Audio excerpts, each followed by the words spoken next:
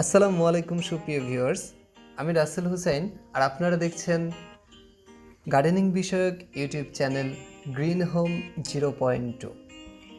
তো বন্ধুরা, আশা করি আপনারা সকলে অনেক বেশি ভালো আছেন এবং আমিও ভালো আছি আলহামদুলিল্লাহ। এই জন্য চলে আসলাম নতুন আরেকটি ভিডিও নিয়ে। সম্পূর্ণ ভিডিওর সাথে থাকবেন, অনেক অনেক গুরুত্বপূর্ণ বিষয় সম্পর্কে অবশ্যই জানতে পারবেন। তো বন্ধুরা, এখনও যারা আমার চ্যানেলটিকে সাবস্ক্রাইব করেননি অবশ্যই সাবস্ক্রাইব করে রাখবেন এবং পাশে থাকা বেল আইকনটিকে অল করে রাখবেন, যাতে করে পরবর্তী ভিডিও আসতে না আসতেই সবার আগে পৌঁছে যায় আপনার মোবাইল স্ক্রিনে। বন্ধুরা, থামস লাইন আর ডেসক্রিপশন দেখে এতক্ষণে নিশ্চয় বুঝে গেছেন আমি মরিচ গাছ নিয়ে আজকে স্পেশাল কিছু কথা বলবো। তো চলুন শুরু করা যাক আজকের ভিডিওটি। প্রথমে আসি, মরিচ গাছ কেমন জায়গাতে চাষ করা উচিত।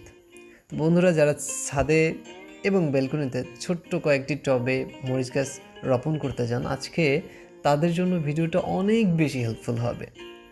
তো সবার আগে আমি বলবো, মরিচ গাছটিকে এমন জায়গাতে রোপণ করার জন্য আপনারা জায়গাটা সিলেক্ট করেন যেই জায়গাতে অন্তত 5 থেকে 6 ঘন্টা ভালো মতো আলো বাতাস আসে। তো সর্বপ্রথম কাজ হচ্ছে, মরিচ গাছ হোক আর যে কোনো গাছ হোক, সালেকশন প্রক্রিয়া যদি ঠিক থাকে তাহলে আপনি ওকে যে খাবারটা দেবেন ও সেটা গ্রহণ করবে, খাইতে পারবে। আর যদি সালেকশন প্রক্রিয়া ঠিকই না থাকে তাহলে কি খাইতে পারবে? কখনোই না। এই জন্য রৌদ্রময় একটা স্থান, যেহেতু মরিচ গাছ খরা সহিষ্ণু ফসল, অতএব এমন জায়গাতে রাখেন যেখানে ঠিকঠাক আলো বাতাস পায়।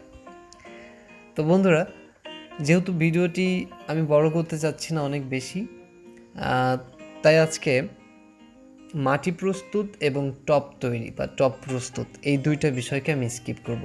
আমার আগের ভিডিওতে এগুলো দেয়া আছে, তো যারা নতুন বাগানি বন্ধুরা কাইন্ডলি একটু দেখে আসবেন, তাহলে অনেক ভালো একটা কনসেপ্টেশন আপনি কিন্তু সেখান থেকে পেয়ে যাবেন।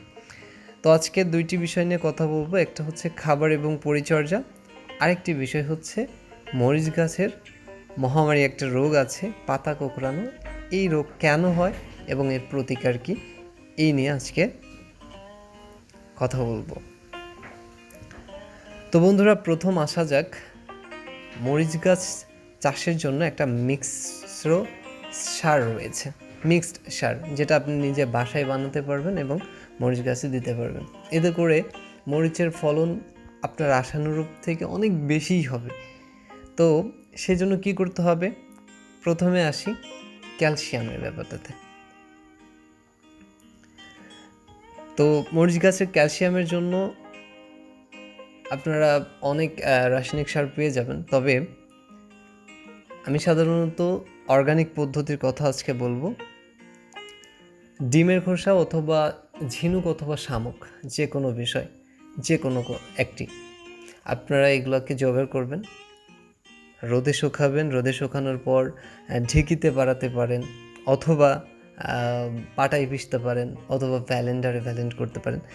যে কোনো ওয়েতে কিন্তু আপনারা এটা করতে পারবেন। এটা গাছের জন্য অনেক বেশি ক্যালসিয়াম গ্রো করবে এবং গাছকে, তার শাখা প্রশাখাকে অনেক মোটা করবে, সুস্বাস্থ্যবান করবে।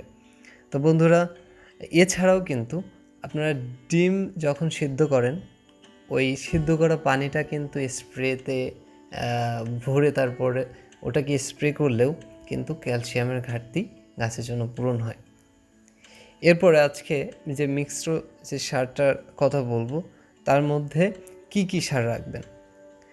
প্রথমে আমি বলবো যে আপনার সারগুলোর মধ্যে অবশ্যই ভার্মিকম্পোস্ট, গোবর সার অথবা কিচেন ওয়েস্ট, যে কোনো একটা। এরপর কয়েকটা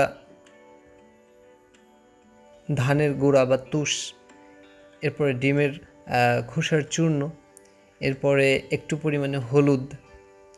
আমার ফাঙ্গিসাইড ছিল না, এই জন্য আমি হলুদ দিয়েছি, আপনারা দিতে পারেন। আর ফাঙ্গিসাইড থাকলে যে কোনো ব্র্যান্ডের সেটাও দিতে পারেন। এরপর কিছু পরিমাণ ব্রোন সার যদি থাকে, না থাকলে সমস্যা নেই।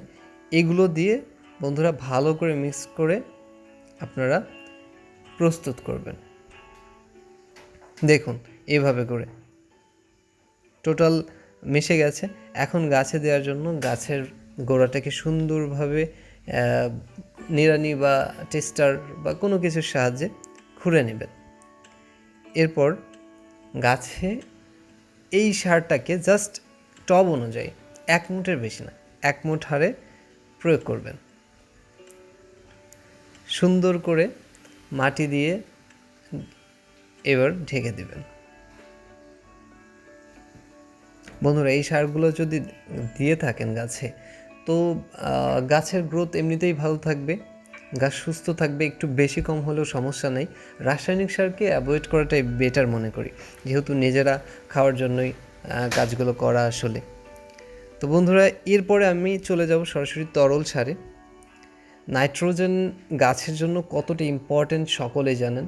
একটি গাছ তার স্বাভাবিক বৃদ্ধির জন্য নাইট্রোজেনের উপর সবথেকে বেশি নির্ভর করে। তো নাইট্রোজেনের প্রধান উৎস হিসেবে কিন্তু আপনি তরল সার হিসেবে সরিষার খোল, এটাকে জাস্ট 5 থেকে 6 দিন ভিজিয়ে রাখবেন পরিমাণ মতো। 100 গ্রামের জন্য 1 লিটার পানি, 200 গ্রামের জন্য 2 লিটার পানি, এভাবে করে আপনারা ভিজিয়ে ওটাকে আরও কিছু পানির সাথে মিক্স করে এভাবে গাছের গোড়ায় প্রয়োগ করে দেবেন। নাইট্রোজেনের অভাব পুরোপুরি শেষ হয়ে যাবে। এটা কিন্তু মারাত্মক কাজ করে। আরেকটা বন্ধুরা, আপনারা যে রান্নাঘরের যত শাক সবজির খোসা, পাতা এগুলোকে ফেলে দেন, তো এগুলোকে ফেলে না দিয়ে আমি বলবো একটি টব এরকম করে ছিদ্র করে রাখেন নিচের দিকে, তারপর ওর মধ্যে ফেলেন। তারপর সেখান থেকে আপনি যে তরল যে লিকুইড সারটা পেয়ে যাবেন, পানীয়টা, এটা বন্ধুরা গাছের জন্য খুবই ইম্পর্ট্যান্ট এবং এটা গাছের খুব কাজে দেয়। তো আমি দেখতে পাচ্ছেন, এটা একটি গাছের গোড়ায় 1 গ্লাস করে দিলেই এনাফ হয়ে যাবে কিন্তু। আর প্রত্যেকটা সার প্রয়োগের মাঝে অন্তত 10 দিন গ্যাপ রাখবেন, প্রত্যেক দিন কিন্তু দিতে যাবেন না। আর এগুলো প্রয়োগের মাত্রা হচ্ছে অবশ্যই বিকাল 5টার পরে আমি বলবো, এখন যেহেতু রোদের সময়। এরপরে বন্ধুরা আসি গাছের রোগ বালাই বা পাতা কুঁকড়ানো যে রোগটা। তো পাতা কুঁকড়ানোর রোগটা আসলে খুবই স্বাভাবিক একটা বিষয়। তবে পাতা কেন কুঁকড়ে? গাছে যদি অতিরিক্ত পানি হয়ে যায়, মরিচ গাছ পানি সহ্য করতে পারে না, এই জন্য মাঝে মাঝে দেখা যায় যে পাতা কুঁকড়ে যাচ্ছে। অথবা কখনো যদি দেখা যায় যে পোকার আক্রমণ, সাদামাছি বা বিভিন্ন ধরনের পোকা রয়েছে, কীটপতঙ্গী, এদের আক্রমণের কারণে হয়ে থাকে।